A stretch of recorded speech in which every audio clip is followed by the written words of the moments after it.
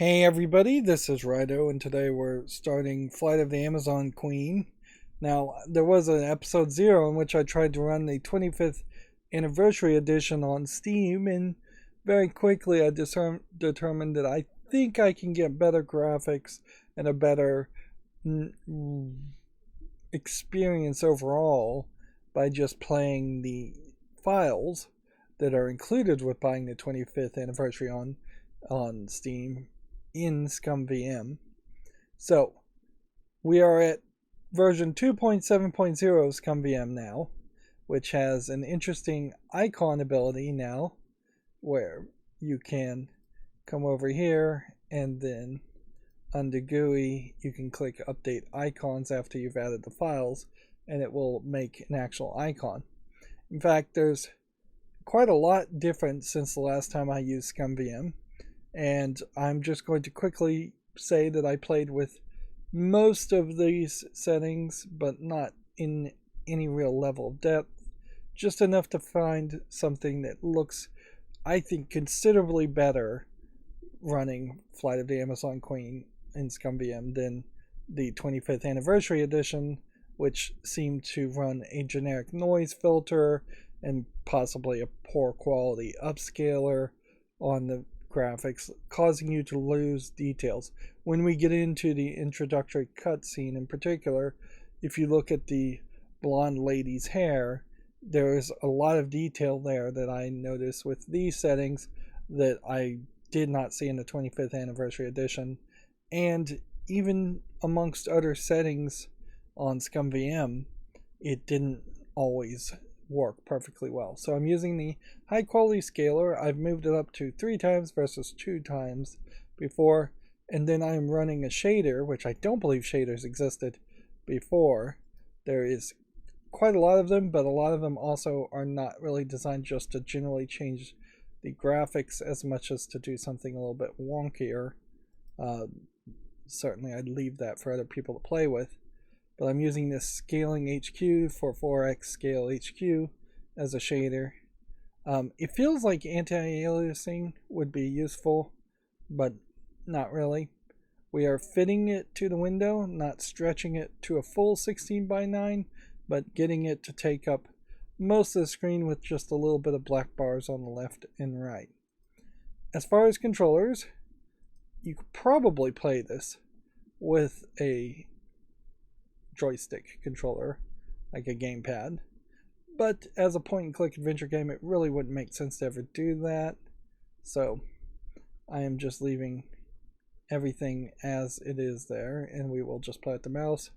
As far as audio, I am defaulting the AdLib emulator and the preferred device. I do believe by default we are probably going to hear AdLib audio. That would be my default choice. Volume is all balanced.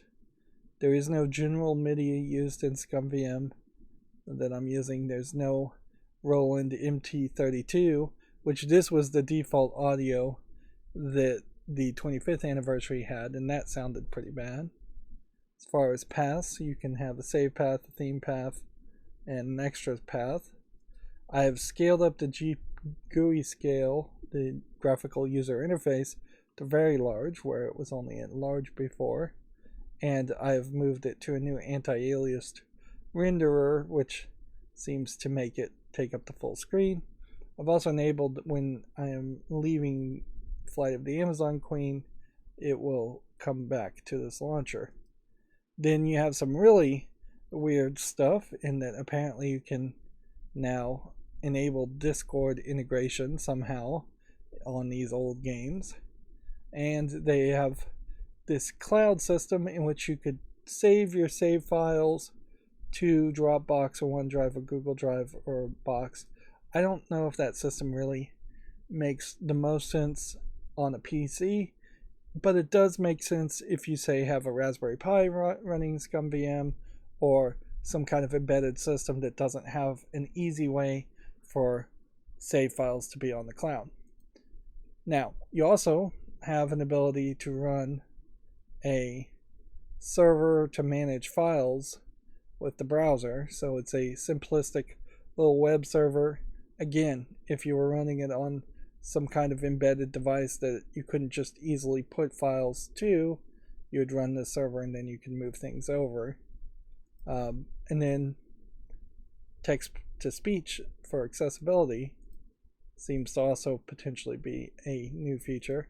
So despite the fact that ScumVM at this point has pretty much covered every single ScumVM game, or not ScumVM game, but every single script creation utility for Maniac Mansion game, a long time ago, they have perfected the playback of all of those. They have gone further and further down the route of just supporting old games in general, Access games, ADL games, AGOS games, the game Sanitarium, Blade Runner. They are working specifically on just single games often to bring them back to being playable, and they are just getting better and better at it overall, to the point where at some point in the future, plumbers don't wear ties is an interesting one. I don't know if you really are going to have a need to use DOSBox to try to emulate any old game if it's a game that's even slightly relevant. We can see a long list of credits, which I guess I've never really shown off the credits for ScumVM. Clearly, comparing this to episode 0 though, there was only 3 people mentioned as far as the 25th anniversary version of Flight of the Amazon Queen. So a lot more people, a lot more volunteers who, for the most part, I think work for free, have worked on ScumVM in general. And Flight of the Amazon Queen was one of their earliest games because it's a pretty simplistic game in fairness, but it still is being supported. You can see that there's Nintendo 3DS, Nintendo DS, Nintendo Switch versions of a lot of this software, although you may have to jailbreak all of those systems to actually install it. But yeah, massive amount of people, fans really, working together, lots of languages being supported, and they all deserve more applause than I'm really giving them as I'm scrolling down fairly quickly and just jumping through all of that. But yeah, there's a little bit of legalese at the bottom, and then that's that. So yeah, apologies for the slow start, but let's now play Flight of the Amazon Queen. Now, the interface will be a little bit different from the 25th anniversary edition. Honestly, probably a little bit better. And just keep an eye out on the graphics overall. The resolution, because we are fitting to window, should be the exact same as far as the aspect ratio is concerned. I guess the actual resolution will be higher. There definitely were times when we got to this first screen and the text looked way worse. That's what I was first looking at. And this credit screen is different than the 25th edition. There's different companies being listed here that have been stripped out of the remake. It's still a little pixely on the subtitles. It's still a little jaggy on the edges. But I do think this is probably the most accurate while being high quality. So you look at her blonde hair and you just see that there's a large range of yellows in that hair, and that was just getting all smoothed out. You can definitely tell here. And it's not just her hair though, it's throughout the entire scene, is that this is a game that was designed with either 16 or 24 or 32-bit color space And they really are using all those colors.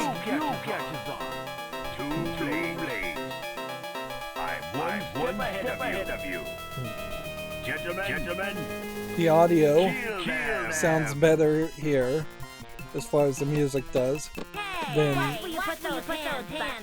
all three of the different options you had. Get them, and I want them dead. It's interesting, he's killing his girlfriend too. That was close. The game is still old though, and was designed to be on a very low resolution image monitor, so you can't just make update details.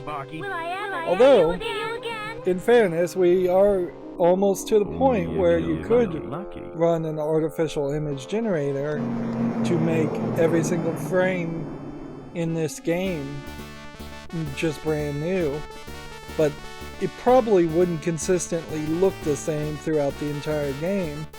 It would probably jump around in art styles and color palettes, and the main character would look one way one time and a different way a different time. But once they figure out how to make a linear AI art generator that recursively corrects itself to have a consistent art style, a game like this could be completely remade with brand new graphics. Of course, why use a computer when the true artistry would be to just have a new artist draw all these images? Just that would be the more artistic way to add to society. Anderson, what are you doing here? And where's Miss Russell? This is a somewhat long intro. Did you really? It feels very much like it's inspired by the Indiana Jones LucasArts point-and-click games. You have a character on the left that, instead of having a fedora that's brown, has a blue hat. He has a jacket like Indy's leather jacket. And then we have our blonde Flying Dutchman character on the right, who very much feels like a Nazi equivalent character. Blonde hair, big muscly suspenders, and big leather boots. I will fly Betty to Emerson for her photo shoot, and I will get all the glory. I will rule the skies. You can't do that. You get introduced to the personality of our character in that he is not as cocky as Indiana Jones. He's just saying, hey, you can't do that, without throwing a punch, whereas Indiana Jones would have just punched the guy, or tried to. One chance to meet the most beautiful actress in all the world just shot down in flames. You still have the problem here, where it's like single pixel eyes, single 3-pixel mouth. Way out of here. Alright, so compared to the 25th anniversary edition, the interface looks pretty much the same. You have the open, the close, the move, give, look at, pick up, talk to, and use. And you have your inventory. But what you don't have is a black bar at the top that was artificially added for really no reason. Probably just to try and keep an aspect ratio, if anything. And then you don't have an overlay. So in ScumVM, I'd have to hit like F1 or F5 to get to the menu, and then exit through the game's menu to get back to ScumVM. There's no overlay button over here to highlight things, so you are just playing like a normal point-and-click adventure game where you're going to have to just hover and pixel hunt. That is the one thing the 25th anniversary edition did add, and just for safety's sake, I will hit the spacebar just to see if it highlights something. That would be by default the button, I would assume, would highlight all the things you could interact with if you wanted to interact with it. But I guess that is what the 25th Anniversary Edition is doing, is it's pretty much just putting an overlay over the game that is just then running as normal. Although it is getting rid of the journal. So when you use the journal, this is your menu. So even though ScumVM you hit F1 or F5 or one of the F keys, there's a couple of them that will bring up the same menu, because this menu does multiple things as far as saving and loading. But just using the journal would be the default way when originally playing this. And so we can make an entry. If we want to, we probably would have to type it. This is where you would turn off subtitles. This is where you would turn off audio or adjust subtitle speed or adjust music audio, and this is where you would leave. You have a massive amount of spots here, all the way to J to save, with number 100 being an autosave that probably was not in this game originally, and number 1 being a quick save. Will we need either one of those? Probably not. But yeah, this is as far as we got with the 25th Anniversary Edition. And in all fairness, if that cutscene had not been at the beginning, if they hadn't shown off the graphics, which most games would show off the graphics, I probably would have just said the 25th Anniversary Edition was fine. But to my eye, it looked pretty bad. And one of the things about these pixely older games is that it is pretty easy to see the bad parts. If something is off, it tends to look pretty off. It's not just a small issue. We don't have the updated walking cursor either. Wow, you could be a pirate chest full of treasure. But knowing my luck, probably full of linen. So, you have a left click button that will walk to any item highlighted, and then a right click seems to by default look at sheets. Like someone left here to be washed. But if you really want to interact, you're going to have to click on the button and then click on it. It's on the locked. verb. The great Markham, eh? The only thing he made here was my girlfriend. So,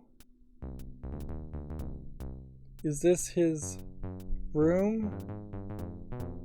Doesn't kind of seem like it is. This is great Markham's truck.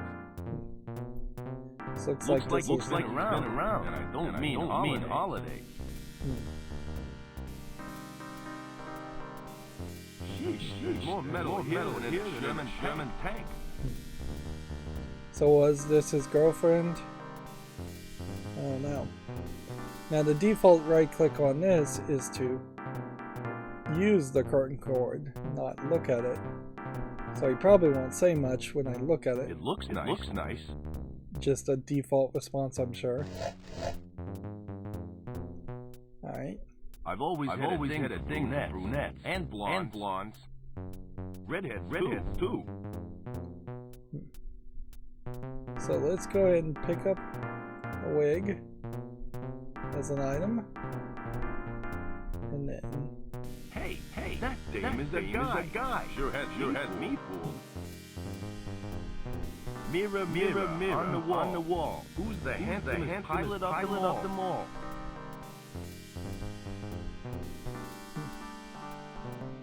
So here we have a zoomed out cutscene, and you can see a really different scale here with our character reading Commander Rocket and or our sidekick reading Commander Rocket. Not even my Sparky can hear me.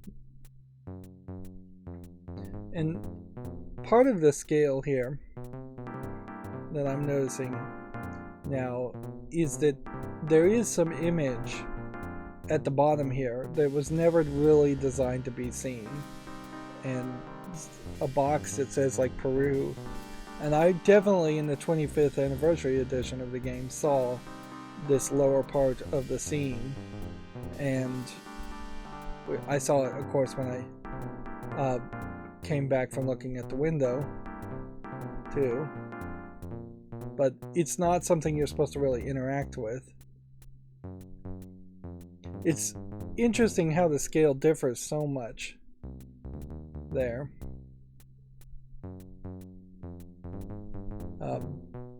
With the pixely character in the background and then a high detailed character otherwise. So now we have another sheet. Wait a minute, there's something under here. We have a trapdoor. This is very, very reminiscent of the experience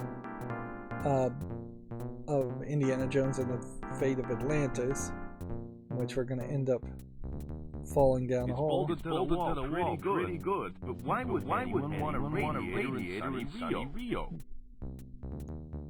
Alright, so to use the other sheet on the sheet, we will tie it together. Wonder how many kids actually these days even think about climbing out of their bedrooms, tying sheets together. Honestly, I'm not sure too many people ever actually did that in the first place, and it wasn't more of a movie TV trope. It's incredibly dangerous, almost certainly. And if you were going to do this, you would tie knots into it so that you could climb in small steps. And this is just exactly the same basement-like area of Fate of Atlantis, except for in Fate of Atlantis you didn't have Comedy Breast TM and several other things. This game is, I think, more comedic by far than Fate of Atlantis, which was a pure adventure.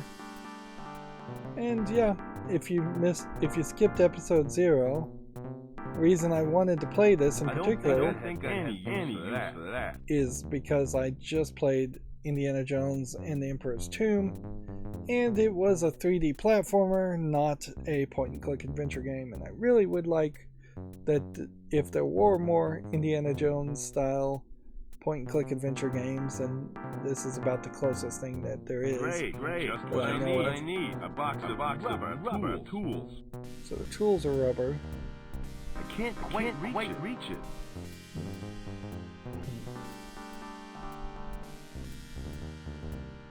Let's see. I can't quite reach it. Sheets. That's strange. They're made of rubber. Whoa, that's what I call ugly. So pick up Comedy Breasts. I can't quite reach it. Use ladder. That doesn't seem to work. Move ladder. There we go. Nothing new was revealed to pick up here. Yeah, Comedy Breasts in general. Again, not something I think that really... It's not something you would really find for available normally. And so yeah, potentially throughout the entire game we're going to have these comedy breasts, and obviously we're trying to cross-dress to hide our identity. I've always had a thing that brunettes I'm not and sure. blondes. But I suspect it's because this goes to the stage. Made in Korea by Restomatic. They feel so real. Let's see if we can pick up masks. I don't think I need that. See if we can pick up swords. I don't think I need any use for that. I'd rather leave it here. So the only thing they wanted us to grab was the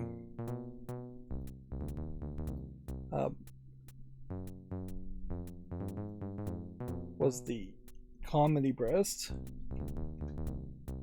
So I'm just gonna go ahead and use this journal to make a save file, and let's just go see what happens if we walk to the store. Now, in a pure LucasArts game, this would just kick you back.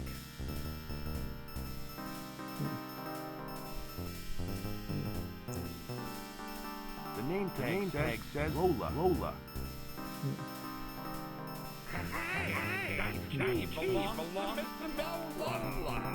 Oh, sorry. So here you have a fat guy with his outfit completely being separated. What's funny is he's labeled as the bellboy, but typically the bellboy is called by the bell at a hotel, not behind the receptionist's desk. That would be the receptionist. Hello. Again, an entire section down here that you normally would never see. Here's our dialogue choices. This is a great point where if the resolution is poor and you've got a lot of like poorly scaled fonts, it's going to get harder and harder to read. Is there a back way out of this joint? Is there a back way out of this joint? It's just the front entrance. That's the only way in, the only way out. Why do you want to know? I like to work out escape case and fire. I'm not gonna try and exhaust every single option. How long on the dialogue? For about 6 months now. So these guys want to beat you up, I think.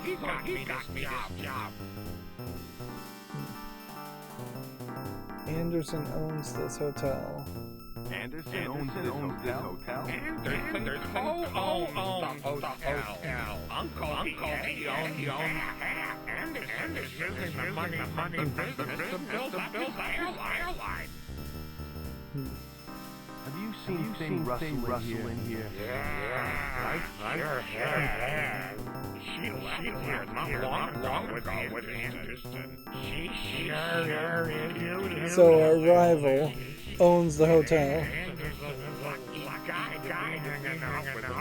And I assume Faye Russell is supposed to be a reference to Faye Ray, an old actress that people probably wouldn't recognize today. She was, I believe, the lady that was kidnapped in the original King Kong movie. Are there any shows on today? Lola will be doing her showgirl routine soon. That's the show they hired She's Reggie. Thanks for the information. You're getting 1-2 sentence responses here, About that which is on your desk? about as long as you want them to be. Do you have a spare one that I can have? No, I don't. And if I did, I wouldn't give any to you. That key belongs to Mr. Lola. And she doesn't like strangers dropping in on her. So obviously we need to get the key. I'm Lola's friend. She asked me to get it for her. Oh, why didn't you say earlier? Feel free to take anytime. Thanks. So all you had to do is talk, and then you can now pick up the key, which now we can look at Eddie. He's one of Anderson's goons. All brawn, no brains. And we can look at one of Rico. Anderson's goons. All brawn, no brains. And so we can't just walk this way. Hey, you. Who? Me? Yeah. You are supposed to be upstairs. Ain't these supposed to be upstairs? I don't know how you got out of your room, kid. But this time I'm gonna make it to the hotel. Oh yeah? What are you gonna do? Take my clothes from me? Don't worry, kid. We'll take good care of your clothes. Hey guys, don't leave me here. Me and my big mouth. So now we've lost our clothes, which maybe we needed to lose our clothes to put on other clothes. But they did nothing to really stop you from climbing down a second time.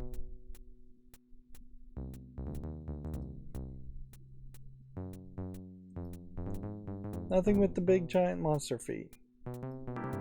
Now, that's always a problem that kind of sucks about point-and-click adventure games, is that there's always something visually interesting that they didn't have time or bother to label, so you just have to Goons. you have to just use your own imagination as to whether they would be useful or what the items might be. One is enough. A more modern point-and-click adventure game would have better resolution, you know, probably a way to zoom in on items, more things labeled. But then even having more things labeled would just potentially cause confusion, because once you have double the number of items you can interact with in a single scene, then you end up assuming everything might be useful. So we have like this broom here. I don't know if I can actually click on the broom. Doesn't seem like I can. We also have this baseball bat, which we could have potentially tried to use the baseball bat on the... It's locked. On the goons. It's fixed.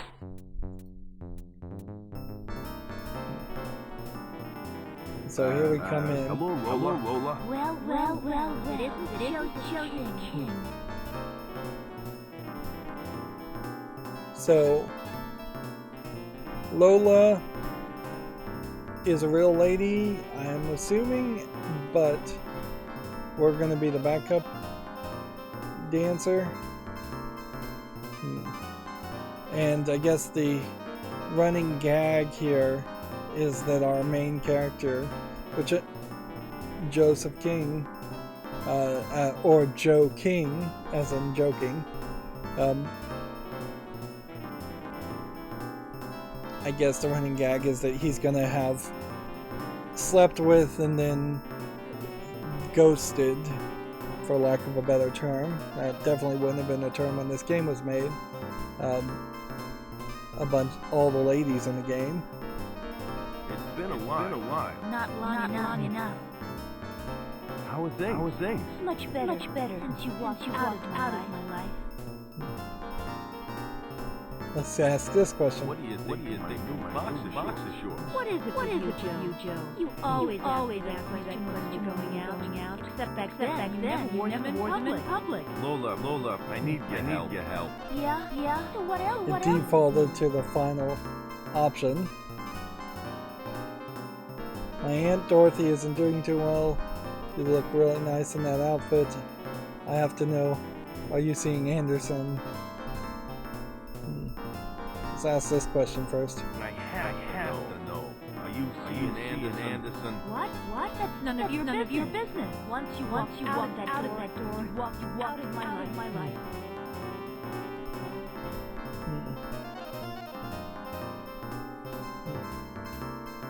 You think we might get together one day? Maybe we go ice skating together when hell is over. See if we can try and butter her up. You really nice that out. Flattery will get you nowhere, King. But thanks anyway. This seems like this is just a straight up made up lie. I don't know why we would do this option, but let's do it anyways. My Aunt Dorothy is well. What? Who's Aunt Dorothy? She's my mad aunt from Kansas. She's Uncle Toto's wife. She's just a crazy old witch. So this is a reference to The Wizard of Oz. She's just a crazy old witch. Don't waste my time. What do you really want? Let's see. Let's go with the truth here. Otherwise, we're just going to waste a lot of time with different options. And certainly that is some of the enjoyment of these point-and-click adventures, is to see how many different funny bits of lines and dialogue you'll get. None of it's laugh-out-loud funny. It is just a generic comedic pace that you see in a lot of point-and-click adventure games to keep everything light and interesting. And I suppose you want me to help you escape. Yeah. Why should I help you, Joe? Eventually we get to this Took point. me a long time to get what you did to me. She is showering in a stage outfit. So you should be.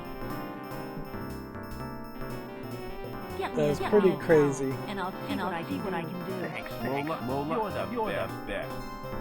It's pretty crazy to jump in a shower and turn on the water while still in your clothes, particularly a stage outfit, and then put on the hair protector, which shower cap, which I don't know how many people really use that, but okay.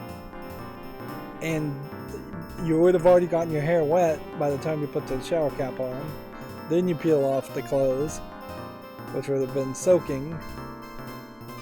Throw them on the ground, creating a slippery ground and room for the clothes to not dry out properly. That's very careless. But clearly, also, we've got a lady here showering and they've added some steam, but this is a much more mature game, probably because it's probably more European than what we're used to seeing. Same with the fake boobs with the nipples. A LucasArts version of this would definitely say censored with a black bar over that. And do censored over that, because that's exactly what happened in The Last Crusade when Indiana Jones changed outfits. Is it would do a full black bar all around him and say censored. Let's look in the bin. It's full of junk. Okay. Then we can look at handcuffs on the bed. Definitely willing to. Handcuffs. I sure hope Lola's not in trouble with the cops. I don't think any for that. It's kind of funny that her Ordinary petty bear. Hang on. backstage room. Just like this. Nah. Oh, they're implying that she was sleeping with Sparky too. Lola plus Rico on the window.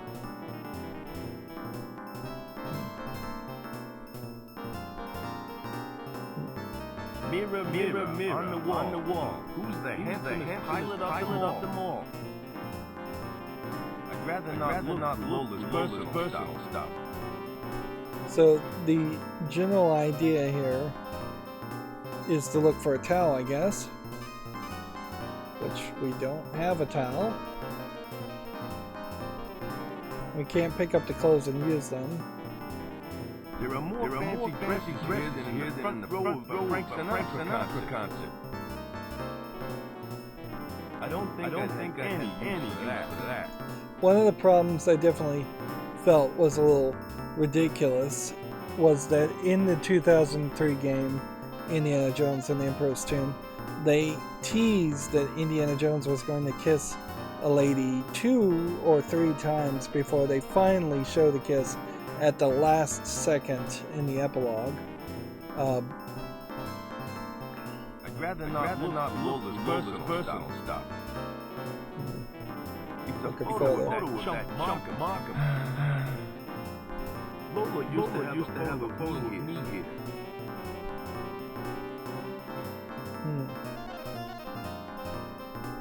So it is kind of refreshing. I don't think any to have more of a mature story where you have a confident lady here that doesn't mind being naked in front of a former boyfriend, although Lola very possibly is a stripper anyways. I find it weirder though that you would have this room set up with a shower and a bed if this was supposed to be where she lives. It comes off more like it would be a back room for prostitution, if anything.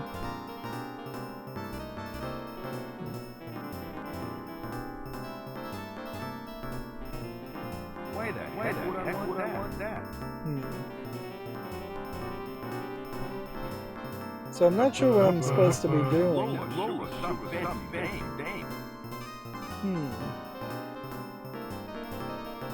Like, you could try and pick up things, but we're going to get that response. And I can't interact with this at all. So, unless we're supposed to talk to Lola, I think I have to leave and find... I got manners. Interesting. His manners...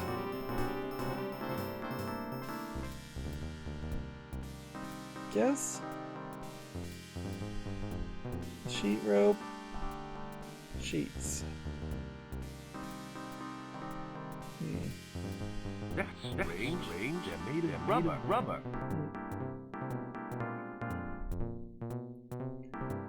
Alright, so let's go back up to the previous room.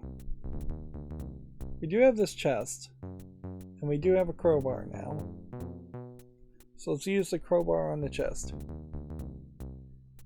This is where you can only have a few collections of scenes before levels get too complicated, and you have to pretty much memorize everything that's in there.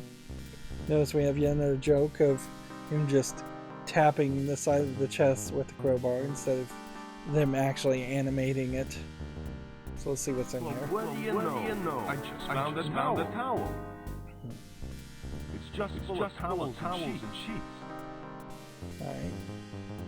Let's see what the crowbar on the trunk would do. Not a good idea. I might do some unnecessary damage. There's the crowbar on the door. It's no use. This door must be 3 feet thick. Worth a try.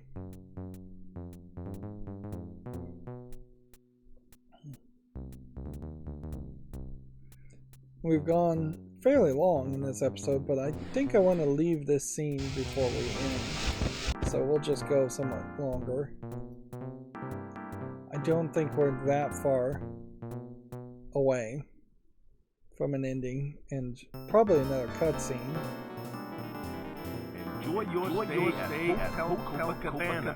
This will make it worth the my tower collection.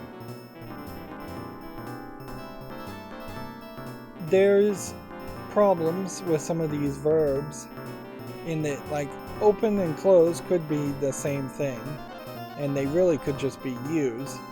And then give could also just be use. So it's really not necessary, I think, to have as many options as you see. And at the final days of what I would call the first generation of point-and-click adventure games, when you get to Full Throttle in particular, you start to have considerably less action verbs, which just simplifies everything and makes it easier to play. Unlike Sierra games, which you had to actually type in the phrases, and that created a situation where there was a lot of possibility of never figuring out what you actually needed to type to solve a puzzle. That's why I'm a huge fan of limited verbiage as far as how you interact. Thanks. That's another case though where you handed the towel with the water still I've got a plan. was still going. Let me see. Definitely a more mature game, the way the towel is stretched around her body, shape showing off shape. You can use this dress as a disguise. Here. Thanks. You know, I forget this. Yeah, right. Well, you better get out of here. I've got a show in 10 minutes. I ain't dressed yet.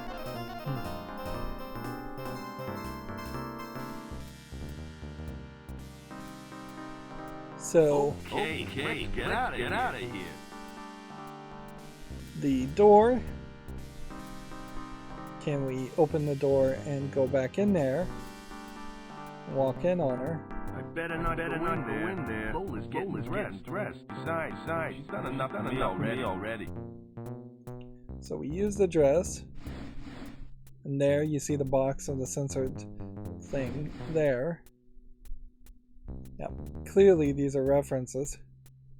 And he just used everything. So it was a step ahead of me. It didn't make me combine the false boobs and the wig and the dress together as one single item. It just said when you put on the dress, you put on the dress by default. So out we go. This is our cutscene, I guess, to start with. You called for me, Mr. Einstein? Yes. I want fitness to test my This is almost beat for beat stolen from Fate of Atlantis. I assume. Unless Fate of Atlantis beat for beat stole this from Flight of the Amazon Queen, which I doubt they would have gotten away with that. So he turns a native lady into a dinosaur. She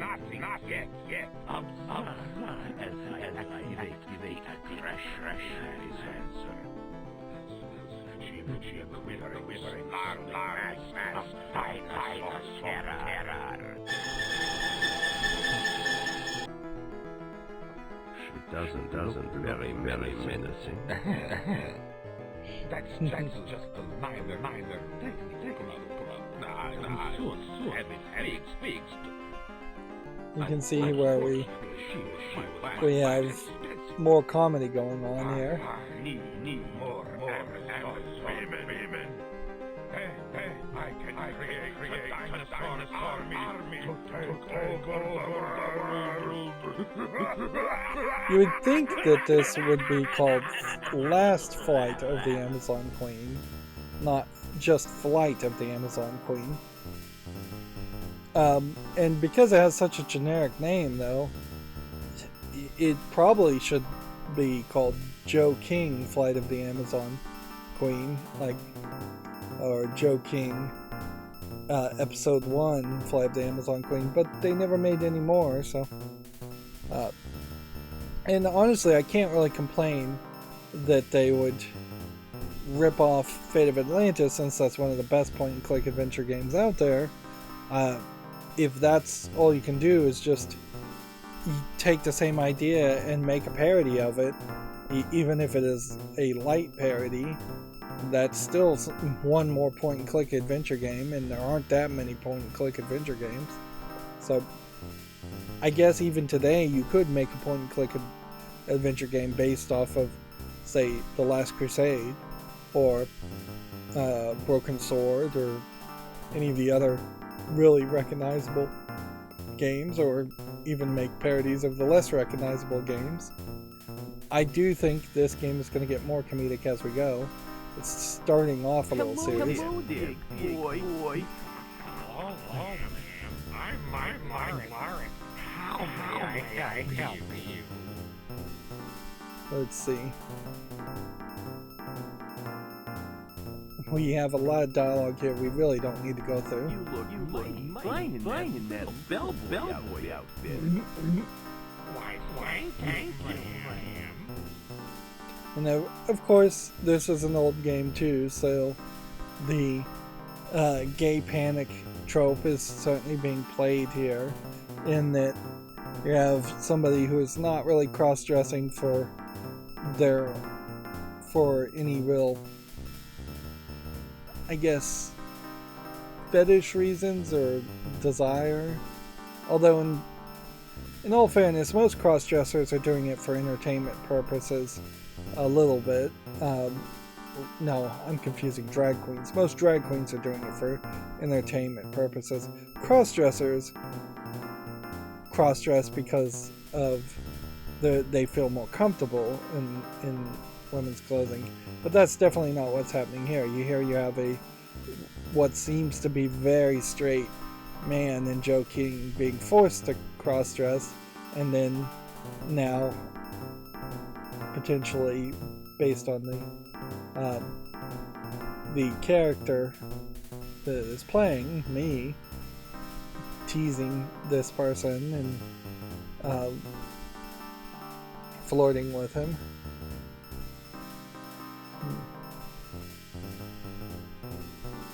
Did your mom make that outfit for you?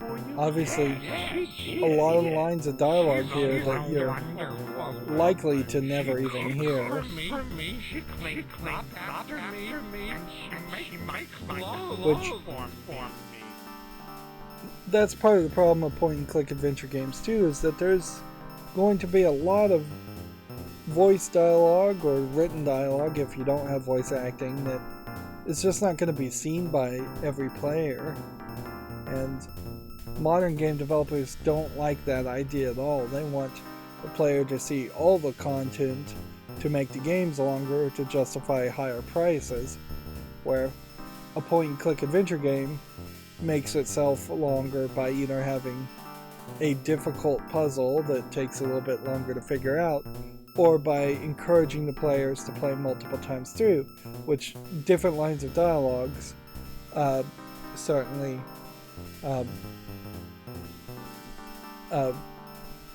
encourage a player to play the game multiple times through, particularly when you can only pick one line of dialogue per run. Well, you'd have to save scum and save and load, save and scum, save and load over and over again.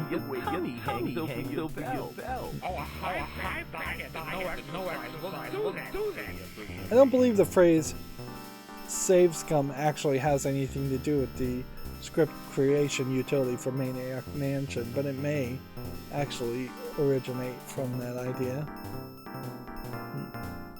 Now, the little ding-ding-de-ding sound here could get annoying if you sit in this room too much. What's a nice guy like you doing in a place like this? It is a little sharp. I work here for my uncle. He co-owns this hotel, but there's I really must go. Nice talking to you. This is a nice nice way in which you can get back into a line of dialogue to realize that your rival did own the hotel, which that matters only a little bit. Hurry, Sparky. We gotta get to the airport.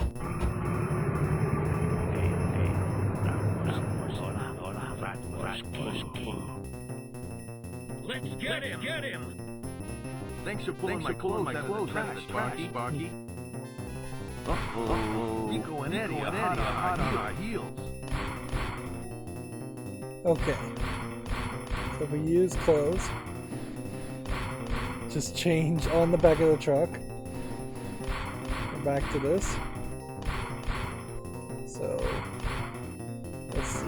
Use bat on chicken. Now ain't the time to be playing baseball. Use crowbar on car. Take this, goon. So here you have a very point and click puzzle that's trying to have action, but they're really not going to. They're not going to really like ever catch up with you, and you can take all the time you want. Neat. Now we've got the chicken too. I'd rather not bother him. So I assume we're just using the oil on the car. Well, I thought that might be funny if you could turn the chicken into fried chicken. And you can't use the hay on the oil. That doesn't seem to work. And probably can't use the hay on the chicken. That doesn't seem to work. So it's just some extra pointless items. It's time for an oil change. See, in this puzzle, doesn't seem like it's doing anything. It's taking forever till it lined up. Okay, let's get to the airport. Yeah. Well, A more modern game everything would turn to a different gameplay mechanic, give you a gun and have you do first-person shooting or third-person shooting. Yes. Whatever you say. Let's go to shall we? So who owns the Amazon Queen? Who are you? He's nobody. Now just on the plane. I'm Joe King, owner, pilot of this plane. I thought you said it was yours. And then the plane has a pin-up girl painted on the side of it.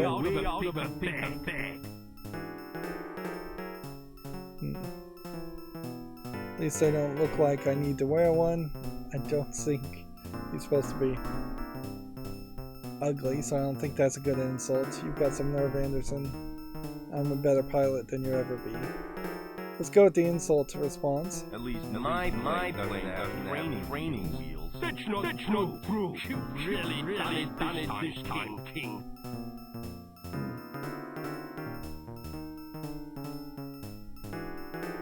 Let's see. Let's go with this one. I think I'm gonna just punch him. Time to say goodbye, Anderson.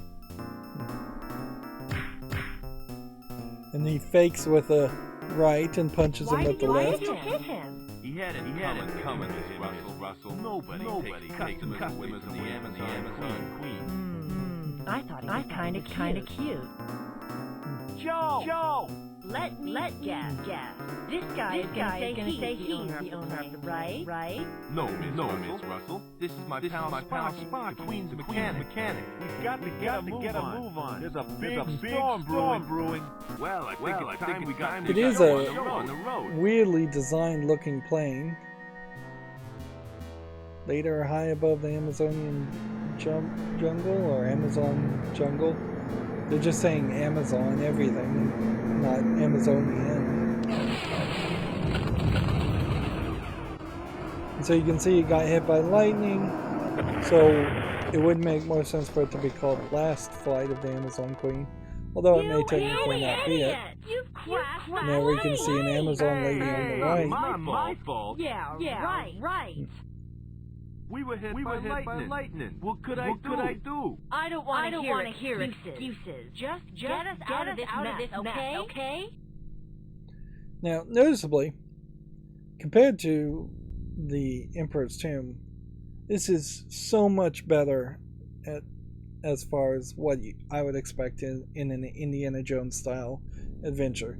You've got your sidekick here, not Short Round from Temple of Doom, but childlike in mentality, it looks like, and definitely helpful. You've got your let's see, high demanding actress lady who has already established herself as a personality, as a potential love interest, and you've got your Indiana Jones character. Only slight difference here is that this is a parody. So or at least this is more comedic in general. So we've seen a slightly different approach to solving puzzles that is more comedic. Whereas you compare this to the Emperor's Tomb, the first hour of the Emperor's Tomb, you don't interact with anybody. You don't see a female love interest until 3 to 4 hours into the gameplay. Is when I first saw her, and only for a brief minute in a cutscene.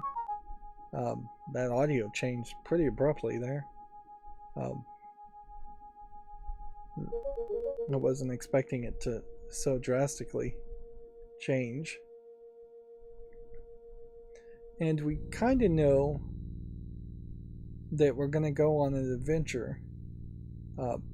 Whereas in the Emperor's Tomb, and I'll stop making comparisons to the Emperor's Tomb as now we are so far away from what that it was.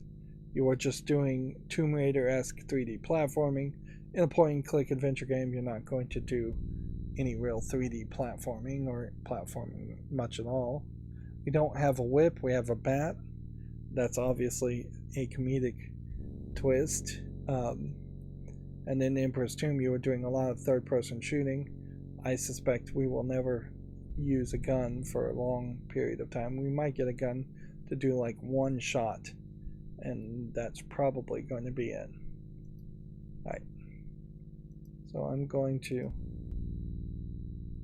do that again and type the number 2 here, just so I'm certain I know where we are.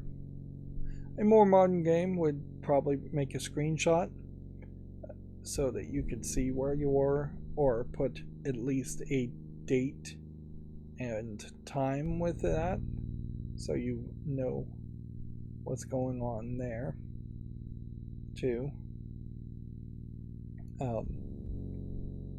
But as far as modernizing this game, the 25th anniversary edition, I never got this far. I never got past that first room. The visuals just looked so bad.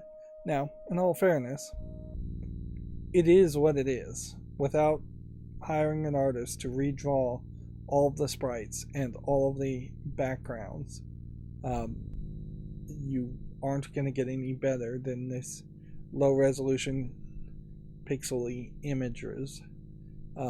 This obviously was probably a 640 by 480 at best resolution game originally, and that's just something you'd have to put up with, which maybe makes an argument that this would be a decent game on something like a cell phone, but you'd also have to deal with the point and click aspect on a cell phone, and then the screen physical size may be actually too small for a point and click adventure game. Point and click adventure games would have made a lot of sense if they came back and had a resurgence during the iPhone 1, 2, 3 generations, those first 3 generations of iPhone. That would have made a lot of sense, but even by that point, cell phone games had gone in a different direction, and old games being played on cell phones never really became a major sales point or anything people were really interested in doing. I don't want to go on too long. We've already gone an hour, so I guess that means I'll probably seek to make hour-long episodes. The entirety of this game may not be that long. Like, that very well may have been a tutorial section, or it may have been the first of 4 or 5 acts. I really don't remember this game much at all past that first scene, so I couldn't really tell you. Anyways, that's going to be it for this recording. As always, I ask you to like, share, subscribe, comment, and watch every second of my videos, because all of that helps me with YouTube. If you want to support me even further, there's some links down below in the description box. Thank you for watching. Have a good evening.